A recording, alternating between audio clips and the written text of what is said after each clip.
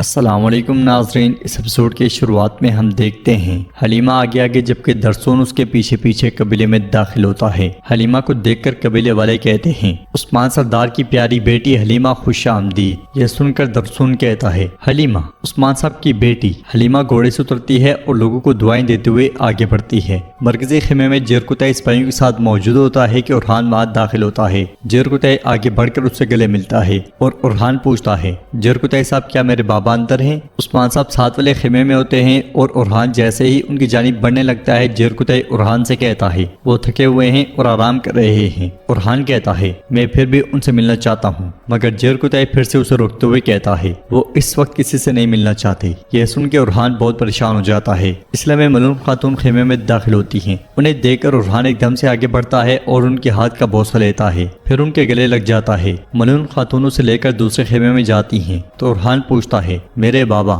ملون خاتون کہتی ہیں انہیں تکلیف ہے، وہ آرام فرما رہے ہیں۔ ارحان کہتا ہے جرگے سے پہلے ماں میں جیرکتائی کو سمجھتا ہوں، لیکن آپ کو ایسا نہیں کرنا چاہیے۔ ملون خاتون اس سے کہتی ہیں یاد ہے تم سلیمان جتنے چھوٹے بچے تھے؟ پھر اس کے زخم کو دیکھتے ہوئے کہتی ہیں تم نے اپنی اتری ہوئی انگلی کو ٹھیک کیا تھا۔ ارحان کہتا ہے وہ عثمان صاحب کو حکم تھا۔ ملون خاتون کہتی ہیں اس وقت تمہارے بابا کو تم سے زیادہ تکلیف ہوئی تھی، لیکن انہوں نے تمہیں زندگی کا ایک سبق سکھایا تھا۔ بیٹے شکست ایک اتری ہوئی انگلی ہے اور اسے اس کی جگہ پہ لانا تمہاری ذمہ داری۔ ادھر ہم دیکھتے ہیں کہ سرداری خیمے میں تمام لوگ جمع ہو جاتے ہیں۔ اندر عثمان صاحب صدران کے ساتھ کھانے کی میز پر بیٹھ جاتے ہیں اور اللہ کے بابرکت ناموں سے جرگے کا آغاز کرتے ہیں۔ پھر کہتے ہیں میرے صدران، میرے بہادروں، میرے خاندان کے بزرگوں، جس دن سے ہمارے لیے الپرسلان نے ملازگرت سے ان زمینوں کا راستہ ہموار کیا ہے، ہم نے اسے گھر بنانے کے لیے جنگ لڑی ہے، اس دن سے آج تک ہم ہمیشہ آگے بڑھے ہیں، کیونکہ ہم جانتے ہیں جو قومیں محنت نہیں کرتی وہ مٹ جاتی ہیں۔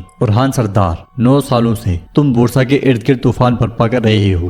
بہت سی فتوحات اور کامیابیاں ہوئیں، لیکن اتنے حملوں کے باوجود بورسا فتح نہیں ہوا۔ میں نے اپنے صدران کو بے چین بے صبر نہیں ہونے دیا۔ میں نے کہا تمہارا کمانڈر ارحان ہے، فاتح ہمیشہ صحیح ہوتا ہے، لیکن اب تم شکست خوردہ ہو ارحان سردار۔ ارحان کہتا ہے میں نے ارادہ کیا تھا کہ اس کے اطراف میں سب علاقے فتح کر لوں اور بورسا میں داخل ہونے سے پہلے اس کے بازو اور پروں کو توڑ دوں۔ میں شہر کو کمزور اور نا امید چھوڑنا چاہتا تھا تاکہ جب ہم دروازے سے اندر داخل ہوں تو وہ ہمارے سامنے مزاحمت نہ کر سکیں۔ ہم نے حملہ کیا لیکن ہم کامیاب نہیں ہو سکے حضور۔ سردار شہنشاہ کہتا ہے اس غیر متوقع شکست سے دشمن کو فائدہ پہنچا حضور۔ اگر ارحان صاحب نے حملہ کرنے سے پہلے اپنے تجربے کار صدران پہ بھروسہ کیا ہوتا۔ ارحان اس کی بات کاٹتے ہوئے کہتا ہے ہم نے بھروسے مند صدران کو بھی دیکھا ہے شاہنشاہ صاحب، ان میں سے ایک ہمارے بیچ گھس آیا اور آپ میں سے کسی کو احساس تک نہیں ہوا۔ عثمان صاحب کہتے ہیں بطور کمانڈر تمہیں وہ دیکھنا چاہیے تھا جو صدران نہیں دیکھ سکے، ورنہ تم میں کیا فرق رہ جائے گا ارحان سردار۔ علاؤالدین کہتا ہے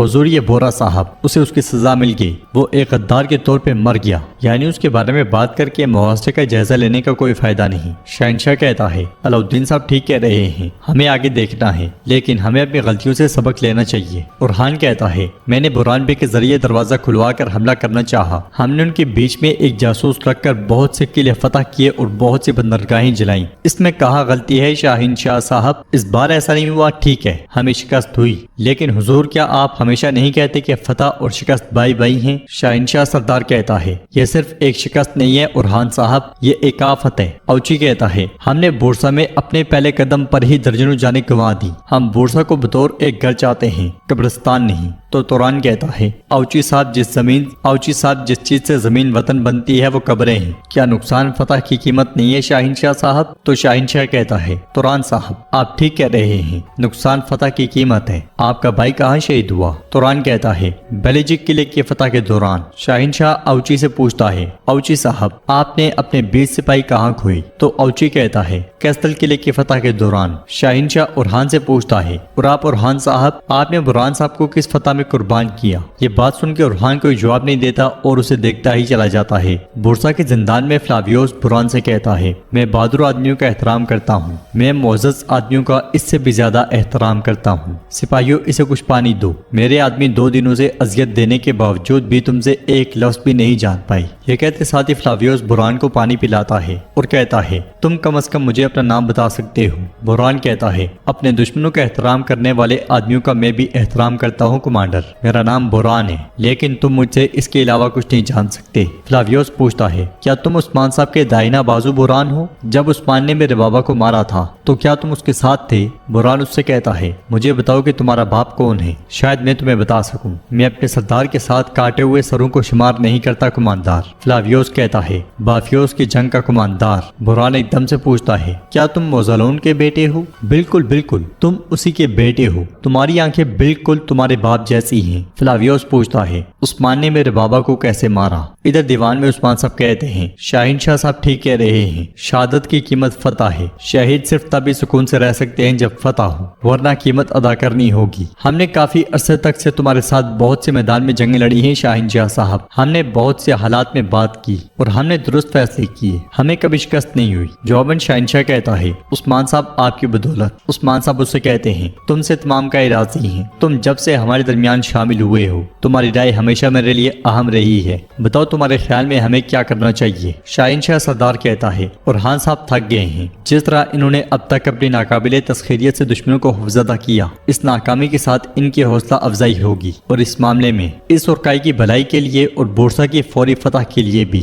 محاصرے کے کمانڈر کو تبدیل کرنا چاہیے۔ ہمیں باقی سردار بھی شاہین شاہ کی بات سے اتفاق کرتے ہوئے دکھائی دیتے ہیں، جبکہ اورحان اور اس کے حمایتی کافی زیادہ پریشان ہو جاتے ہیں۔ بورسا میں سروس فلاویوس کے پاس آتا ہے اور کہتا ہے سپاہیوں نے مجھے بتایا ہے کہ تم یہاں آئے ہو، کیا ہو رہا ہے فلاویوس؟ تو فلاویوس اس سے کہتا ہے یہ شخص عثمان کا دائنا بازو بوران ہے، جس جنگ میں میرے بابا کو مارا گیا تھا یہ اس میں موجود تھا، چلو بوران بولو۔ تو بوران کہتا ہے برسوں پہلے کی بات ہے، لیکن اس جنگ کو بھولنا ناممکن ہے، مجھے اب بھی یاد ہے تمہارا باپ عزت دار آدمی تھا کماندار، وہ آخری دم تک ہمارے خلاف لڑتا رہا، اس نے ہمت نہیں ہاری، کافی وقت تک جدوجہد کے بعد ہم نے اسے زخمی حالت میں پکڑ لیا۔ پھر فلاویوس ایک دم سے پوچھتا ہے اس کے بعد تم نے اسے کیسے مارا؟ بوران کہتا ہے مجھے یاد نہیں کہ اس کے بعد کیا ہوا، لیکن اگر تم مجھے کچھ کھانا دو میں تمہیں بتا سکتا ہوں کہ آگے کیا ہوا۔ یہ سن کے فلاویوس پہلے مسکراتا ہے اور اس کے بعد بوران پہ ٹوٹ پڑتا ہے۔ اس ساری معلومات کے دوران ساروس کافی پریشان دکھائی دیتا ہے اور کہتا ہے فلاویوس ظاہر ہے کہ یہ زندہ رہنے کے لیے جھوٹ بول رہا ہے، یہ کچھ نہیں بتائے گا، چلو اسے مار ڈالو۔ یہ کہتے ساتھ وہ بوران کو مارنے لگتا ہے، مگر فلاویوس اس کا ہاتھ پکڑ لیتا ہے اور کہتا ہے یہ بتائے گا، اسے اندر لے جاؤ۔ یہ سنتے ساتھ ہی بوران کو سپاہی اندر لے جاتے ہیں۔ قبیلے میں جرکتہ کہتا ہے سرداروں میں آپ سے ایک سوال پوچھوں گا، کیا وہ اورحان صاحب نہیں تھے جس نے اس مبارک شہر بورسا کو گھیرا؟ تو تیمور بوگا کہتا ہے جرکتہ صاحب ٹھیک کہتے ہیں، ندی کو عبور کرتے ہوئے گھوڑے نہیں بدلے جاتے میرے حضور۔ سردار شہنشاہ کہتا ہے میں جرکتہ صاحب کا احترام کرتا ہوں، لیکن قرارگاہ میں وہ نہیں تھے، ہم تھے، ہم نے غلطیاں دیکھی، غلطی سے لوٹ آئیں تو بہتر ہے۔ اورحان کہتا ہے آپ اسے اب بھی غلطی کہہ رہے ہیں شاہین شاہ صاحب؟ عثمان صاحب علاؤالدین سے پوچھتے ہیں کیا تمہیں کماندار میں کوئی غلطی نظر آ رہی ہے؟ تو علاؤالدین کہتا ہے حضور دیکھ رہا ہوں۔ عثمان صاحب غصے سے کہتے ہیں دیکھ کر پھر خاموش کیوں ہوں؟ عثمان صاحب کہتے ہیں دیکھ کر پھر خاموش کیوں ہوں؟ علاؤالدین کہتا ہے اور یہ ہماری غلطی ہے ہم سب کی، میرے حضور قرارگاہ میں کافی مشاورت نہیں ہوئی، حالانکہ اورحان صاحب نے نہیں پوچھا، ہمیں انہیں ہماری رائے بتانا چاہیے تھی، ایسے خاموش بیٹھ کر ایک دوسرے سے بات کر کے آپ سے شکایت نہیں کرنی چاہیے تھی، لیکن اس جرگے میں اس وجہ سے مفید ہے، ہم بات کریں گے، بحث کریں گے، اگر ضروری ہوا تو ایک نیا راستہ تیار کیا جا سکتا ہے۔ عثمان صاحب جرکتہ سے پوچھتے ہیں جرکتہ تمہاری کیا رائے ہے، کیا ہمیں ایک نئے راستے کی ضرورت ہے؟ جرکتہ کہتا ہے میرے حضور اگر وہ یہاں ہوتا تو میں اور بوران صاحب کہتے کہ اورحان صاحب ضرور فتح حاصل کریں گے اور کامیاب ہوں گے، لیکن اگلی بار اورحان صاحب ضرور بورسا لیں گے، باقی جہاں تک ہماری بات ہے ہم اپنے حضور کے حکم پر عمل کریں گے۔ شہنشاہ کہتا ہے میں تمہیں سمجھتا ہوں جرکتہ، آخرکار تمہارے حضور تمہارے ساتھ ہی پلے بڑھے ہیں، لیکن اس وقت ابھی اپنے جذبات کو ایک طرف رکھ دو، ہمارے سپاہیوں کی امیدوں اور ایمان مضبوط کرنے کے لیے ہمیں ایک تبدیلی کی ضرورت ہے۔ اوچی کہتا ہے میں مانتا ہوں شاہین شاہ صاحب حق پر ہیں، نئے کماندار کے ساتھ ہم سب کو مل کر بورسا پر حملہ کرنا چاہیے میرے حضور۔ عثمان صاحب کے پوچھنے پر سردار شہنشاہ کہتا ہے حضور میں محاصرے اور سپاہیوں کی کمان سنبھالنا چاہتا ہوں۔ یہ سنتے ساتھ ہی علاؤالدین اور جرکتہ ہنس پڑتے ہیں۔ شہنشاہ سردار مزید کہتا ہے مجھے اجازت دیں، ان سرداران کے ساتھ جن سے میں جنگ کے میدان میں برسوں کندھے سے کندھا ملا کے لڑا، ہم بورسا کی دیواروں کو تباہ کر دیں گے۔ توران کہتا ہے اگر عثمان صاحب حکم دیتے ہیں تو اورحان صاحب بھی ایسا ہی کرتے،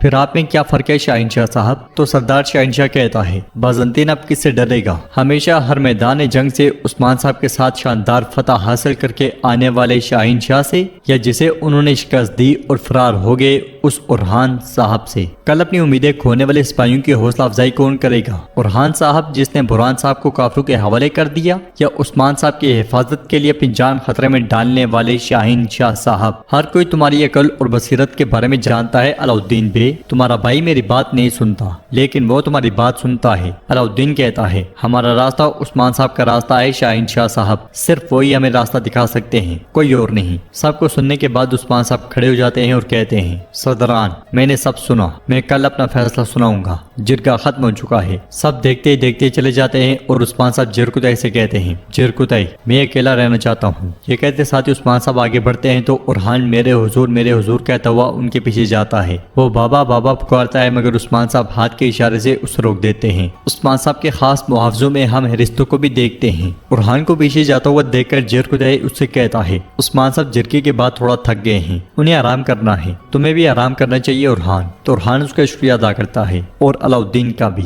और उसके बाद वहां से आगे बढ़ जाता है। अलाउद्दीन जिरकुतई से कहता है मैं बाबा से मिलना चाहता हूँ। जवाब में जिरकुतई कहता है अलाउद्दीन साहब वो थक गए हैं, उन्हें कुछ आराम करने दो। मगर अंदर से आवाज आती है और जिरकुतई अलाउद्दीन को जाने देता है। और नाजरीन, इसके साथ ही एपिसोड भी इख्तिताम पजीर होती है। वीडियो पसंद आए तो लाइक कर दें, शेयर कर दें।